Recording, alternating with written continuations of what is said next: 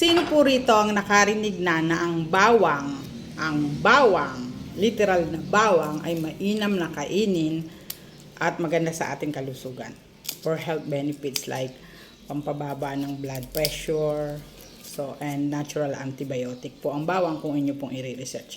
Pero, kaya po ba natin kainin ang bawang? Nang ako po ay nasa Singapore, ang amo ko po ay Hong Kong, ang amo ko po ay Chinese, kinakain po nila ang bawang ng buo.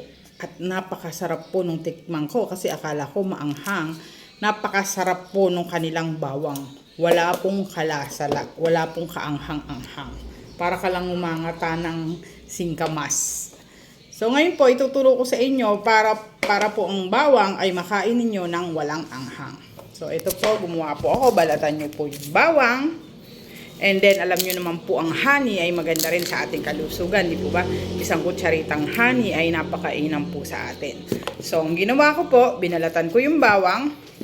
And then, imamarinate nyo po siya sa honey. So, kailangan po nakalubog yung bawang. So, konti-nuntian ko lang po kasi araw-araw ko ito ngayon. So, tingnan nyo po So, natural antibiotic po ang bawang. At dahil po sa honey, pag ibinabad nyo po siya, buburuhin nyo po siya ng 1 buwan, makakain nyo po ng walang anghang ang bawang. Tapos masarap pa po yung honey. Para lang po kayong kumakain ng singkamas. Pakasarap. Try nyo po. Natural antibiotic, bawal po ang napakamahal pong magkasakit at napakamahal po ng gamot. So, si Big Daddy maraming gamot, pero ako po, eto lang. Garlic with honey.